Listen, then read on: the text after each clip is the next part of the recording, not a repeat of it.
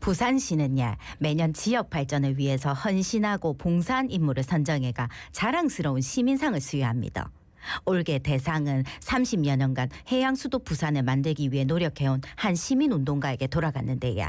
부산 발전을 위해 헌신해온 그분을 직접 연결해가지고 그간의 활동을 엿자볼라 합니다. 예, 부산항을 사랑하는 시민 모임 박인호 대표 전화 연결됐습니다. 대표님 나와 계시죠? 안녕하십니까? 안녕하십니까? 네, 안녕하십니까? 예, 대표님 올해 자랑스러운 시민상 대상 수상자로 선정이 되셨습니다. 와, 네, 대상입니다. 그렇습니다. 축하드립니다.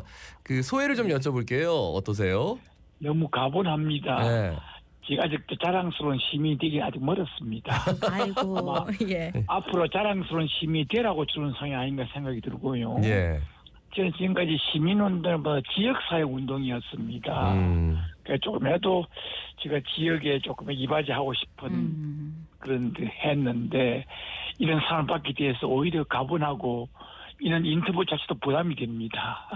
예, 아이고 예. 부담 갖지 말고는 편하게 말씀 나눠주이소. 겸손의 말씀을 계속해 주세요. 예. 1996년 해양수산시민단체를 만드셨는데 예, 전국 최초입니다.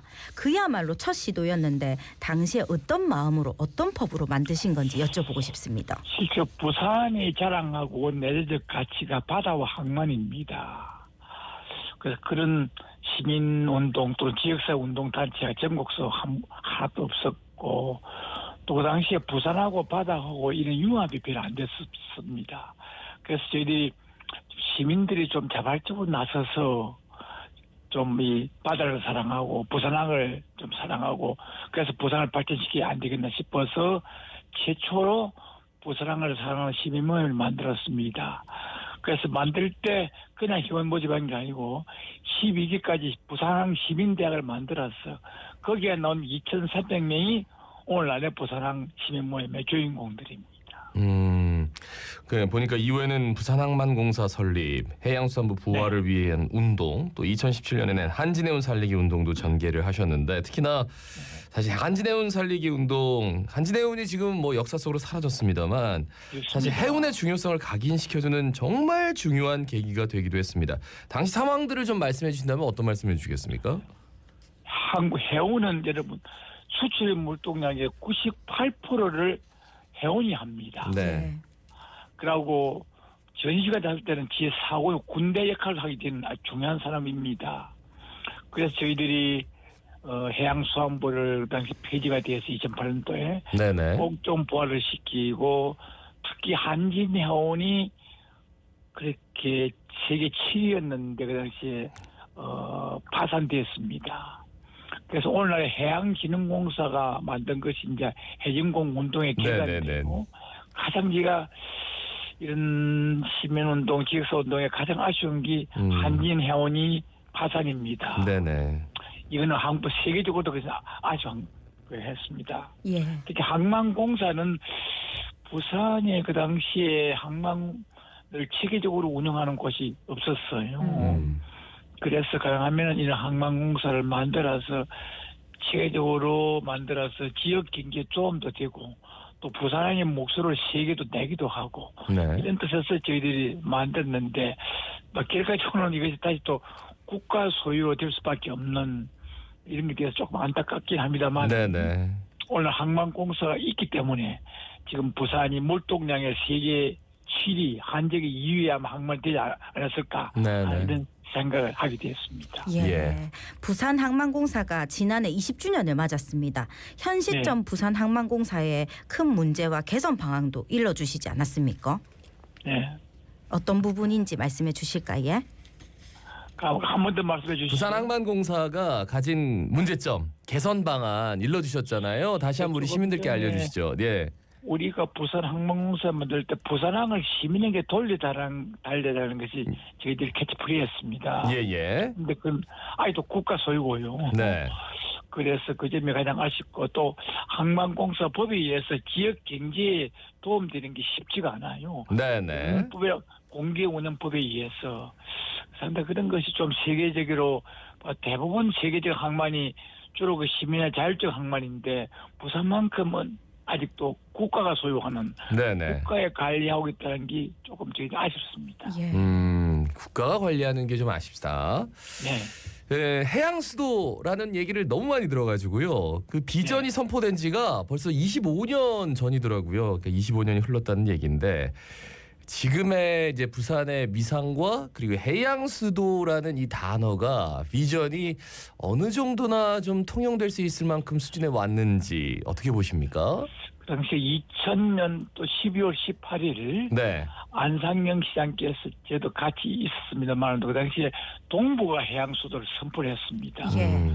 그 당시 국내외의 반응이 컸었죠. 네네. 근데 그 뒤에 그는 해양 수도는 무슨 정치 구호, 선거 구호로 배워버렸었어요. 네네. 그래서 오늘날 지금 한 20년 넘었는데요. 과연 지금 부산이 그런 명시를 상고한 해양 수도라고 생각하십니까? 그래서 아주 그런데 참 안타깝고요. 네네. 그래서 금년이 지금 20주년이 됐는데 25주년입니다. 좀 이제 부산 시민들의 힘으로 또는 그래서 또 이번에 지금 해양수산부도 오고 여러 북극 항로 HMM도 오는데 맹실공이 지금 가장 큰 기회입니다. 네네. 이번 기회에 해양수도를 만들지 못하면은 앞으로 부산은 제2주 3류로 전락한다 이렇게 생각합니다. 예. 그래서 해양수도 부산 만들기는 지금부터 진짜 시작이라고 해도 과언이 아닐 것 같은데 현 시점에서 우리가 가장 주력해야 할 부분은 뭐라고 보십니까? 해양수도는 시민이 만드는 겁니다. 예. 네. 시민이 만들고 부산의 해양 산업을 발전시켜야 합니다. 그래서 이번에 해온 HMM 같은 걸 우리가 유치하게 되는데요. 그래서 네네. 부산은 지금 해양 산업이 발전하지 못하고 있습니다. 그래서 앞으로 좀 우리가 앞으로 해양에 대한 기업들이 많이 부산에 오고 네네. 이 사람들에게 혜택을 줘서 부산이 해양 산업의 메카가 될 수 있도록 예. 이래서 부산은 지금 발전 동력이 되는 것이 바로 해양 산업이 되어야 한다. 네네. 그러니까 산업적인 측면에서 뭐 물동량이 많아지는 것까지는 알겠는데 파생되는 산업 분야가 뭐 기업이 좀 웬만한 규모 있는 기업들이 있느냐 거기에 대해서는 늘 물음표인데 그 한 단계를 넘어서야 되는데 참 거기까지가 안 가는 것 같아요. 이 관련해서 대표님께서 앞으로 어떤 활동을 펼쳐나갈 계획이신지도 여쭤보고 싶네요. 그래서 지금 명년이 부산항 150주년입니다. 그다음에 해양수산부 설립 30주년입니다. 예. 그다음에 우리 해수부 폐지 부활운동의 명년이 18년째입니다. 그래서 금년에 명년부터 우리가 다시 부산의 해양수도 새로 만들기 운동을 네네. 그래서 맹실공이 맞는 그런 좀 해양수도에 부합하는 그런 해양수도 만들기를 다시 시작하는 그런 걸 지금 저희들이 기획을 하고 있고요. 또 그렇게 되려고 봅니다. 예. 네. 해양수도 만들기 운동 화이팅 하겠습니다. 끝으로 네. 지금 자갈치 아침에 방송 듣고 계시는 분들께 한 말씀 남겨주신다면 예? 부산이 앞으로 갈 길은 해양입니다. 그리고 바다입니다. 항만입니다. 이게 서울보다 더 우리가 뛰어난 것은 바로 이게 있기 때문입니다. 그래서 늘 부산을 서울에 뒤진다고 생각하지 말고 네. 부산의 가장 내재적 가치인 항만, 바다, 기후 이런 것을 중심으로 해서 부산을 다시 일으키면은 명성이 대한민국에서 가장 으뜸나는 나는 부산 도시가 되리라고 생각하고 특히 잘 사는 부산 도시가 되리라고 저는 확신을 합니다. 예, 알겠습니다. 해수부가 이제 부산으로 이전하면 하실 일이 네. 더 많아질 것 같아요. 예, 앞으로도 정말 지금까지 활동 못지않은 활발한 활동 기대하고요. 다시 한번 올해 자랑스러운 시민상 대상 수상 진심으로 축하드리겠습니다. 오늘 아침 인터뷰 감사합니다. 고맙습니다. 감사합니다. 네, 고맙습니다. 네, 지금까지 부산항을 사랑하는 시민